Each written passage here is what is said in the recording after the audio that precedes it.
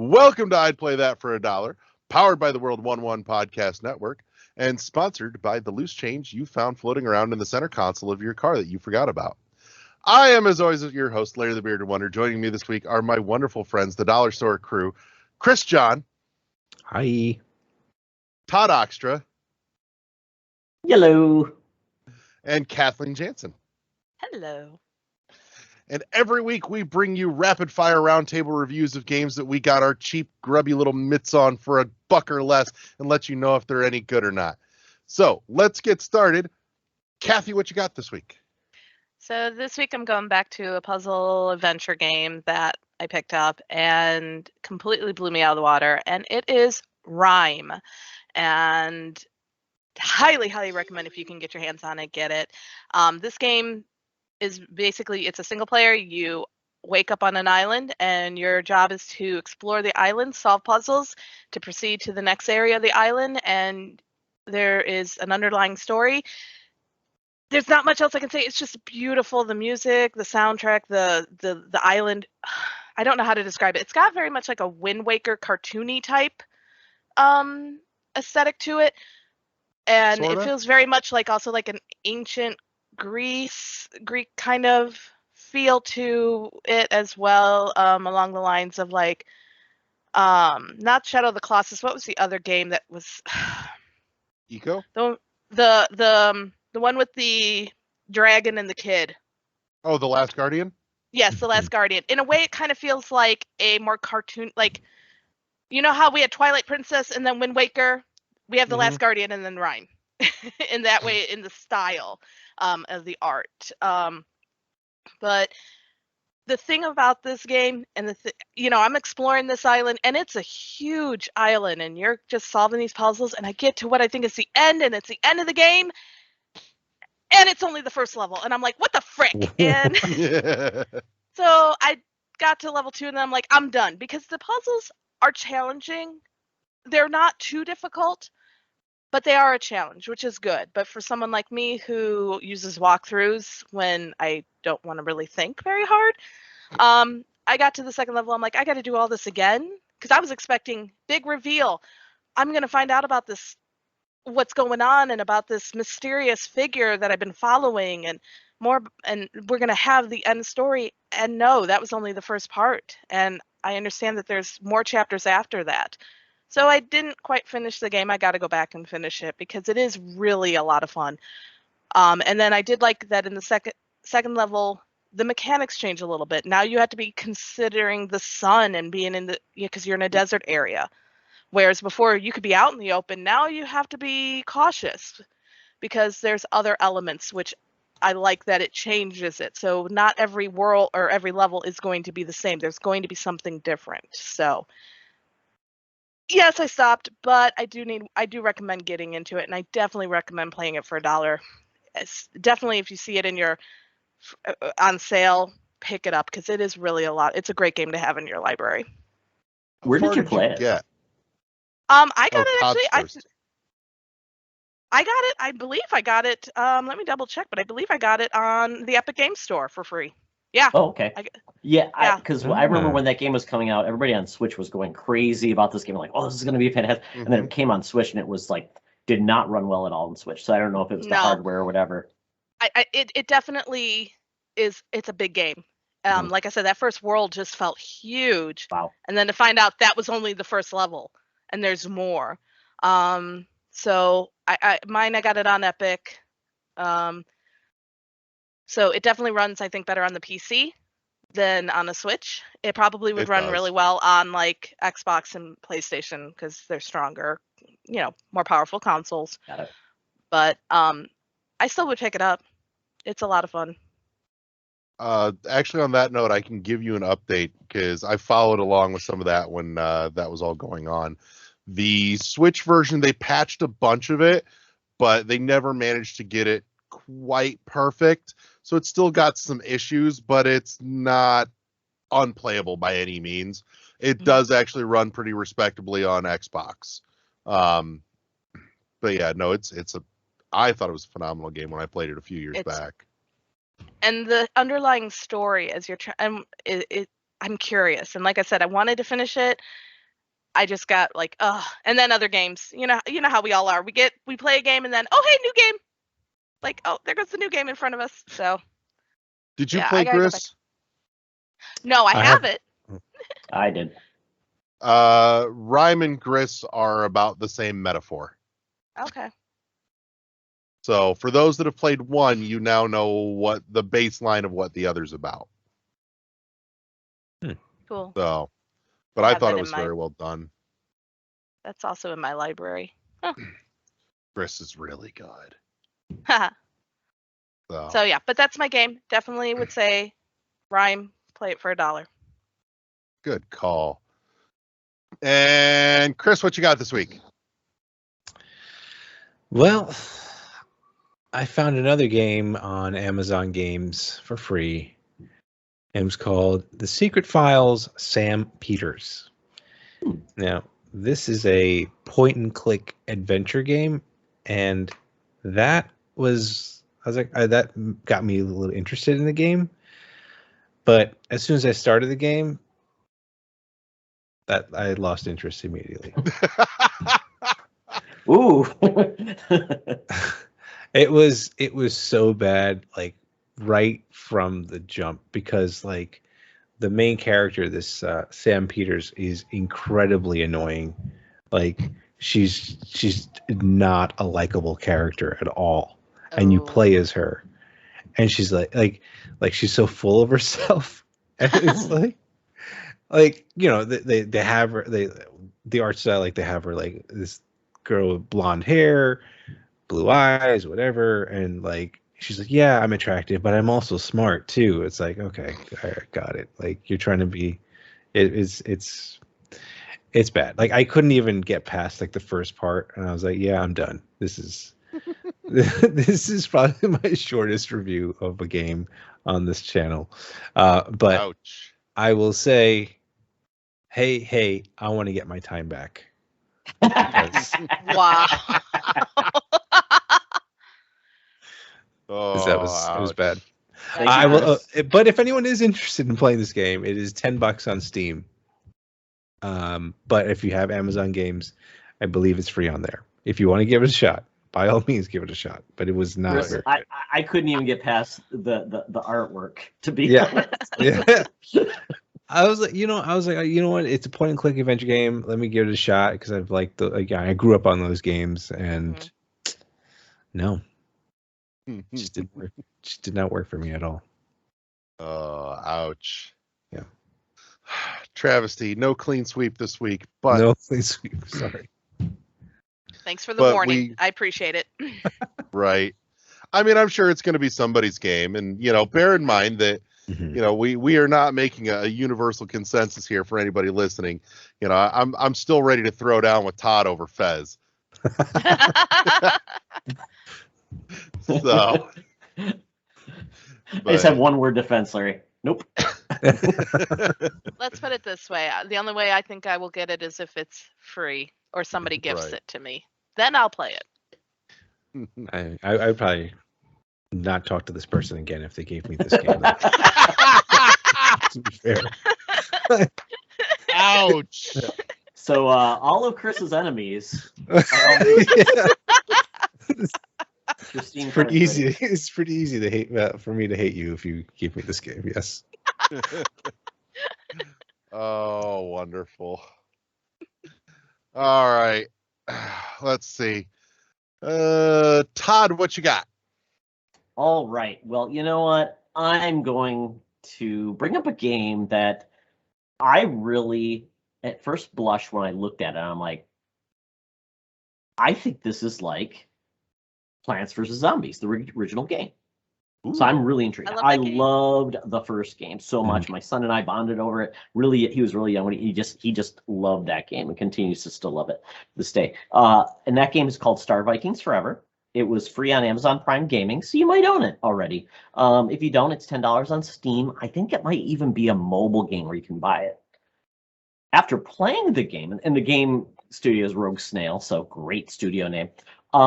It is not a Plants vs. Zombies game. It is Lanes, essentially, game, which you think Plants vs. Zombies, but essentially you play as a bunch of spacefaring Vikings, and each of the Vikings has unique abilities. And you only have so many times you can use those abilities. So it really becomes the puzzle is to get through the main level through many different phases. And you use their abilities in tandem to get through it, get money, get power-ups because you can power up your abilities. Apparently it's procedurally generated. So essentially, you're never going to go through the same level in the same way again. And it's very cute. The art style is very fun. It's apparently 8 hours of story mode. So a lot there to play. And it gets more difficult, adds on those levels of like kind of like easy to start, and it takes what you learn and adapts it, and you can replay it very easily, so you don't ever feel like, man, I'm punished because I have to start all the way over again. And yeah, you get. I've only encountered 3 of the classes so far, but there's 6 apparently, 6 different Vikings, and they're clever, they're witty, they say different things. There's overall story that's very cute and funny too. But yeah, I really like this game a lot. I normally get kind of bored or just like, I know what they want me to do, I'm just bored with it. I'm not a huge puzzle fan because I just like, yeah, I know what they want me to do. I'm just too tired to do it.